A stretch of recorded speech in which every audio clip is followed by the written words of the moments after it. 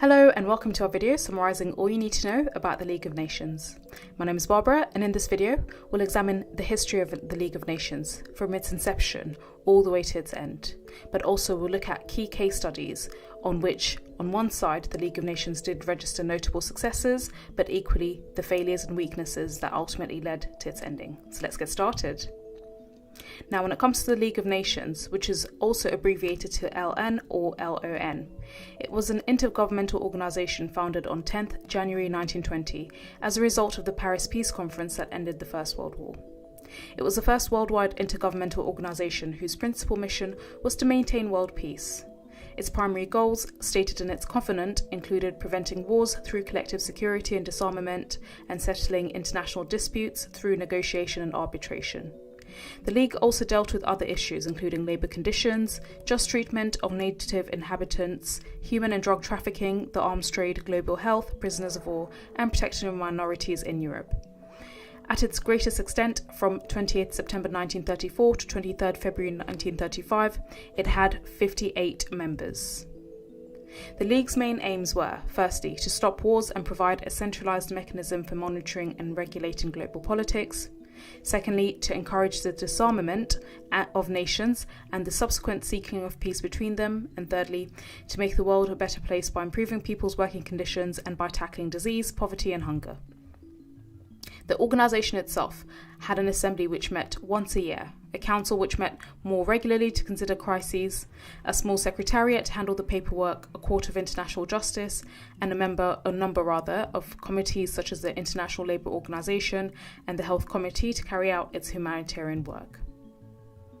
Now, when you're thinking about broadly the strengths and weaknesses of the League, when it comes to the strengths, firstly, it was set up by the Treaty of Versailles, which every nation signed, meaning it had the cooperation of 58 nations which were members by the time it was in the 1930s. Also, to enforce its will, it could offer arbitration through the Court of International Justice or apply trade sanctions against countries that went to war.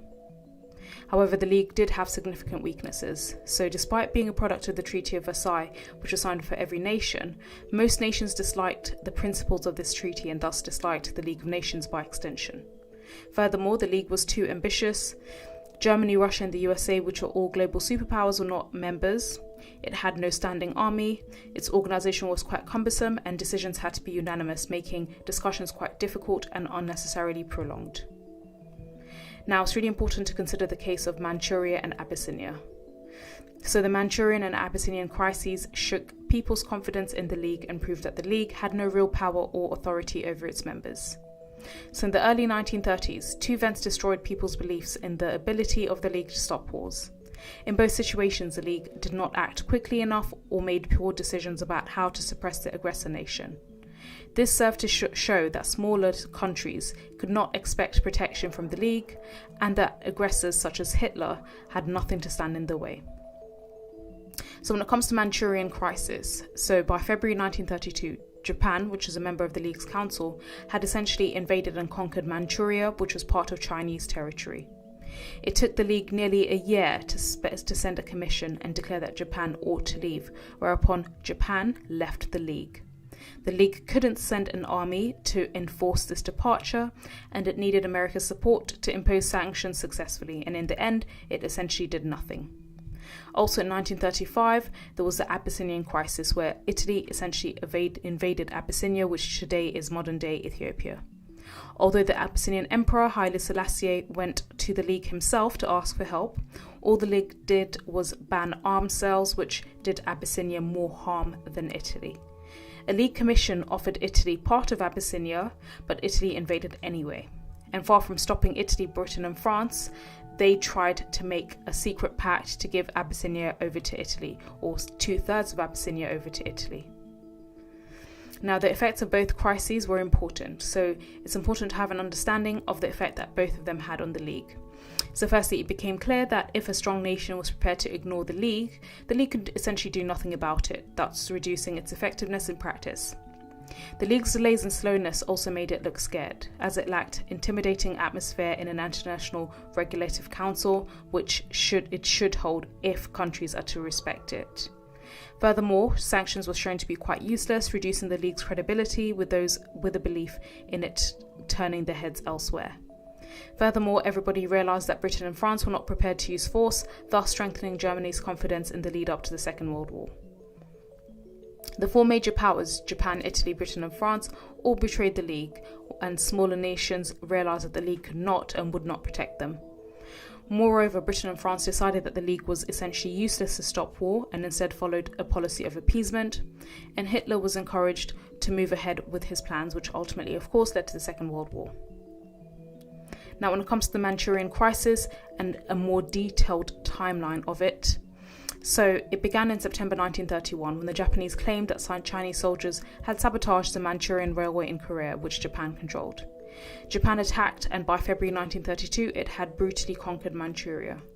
Meanwhile, in January to March 1932, Japan attacked and captured the city of Shanghai in China itself. In March 1932, China appealed to the League of Nations. In April 1932, a League delegation led by Lord Lytton arrived in Manchuria to see what was happening, and in October 1932 it declared that Japan should leave.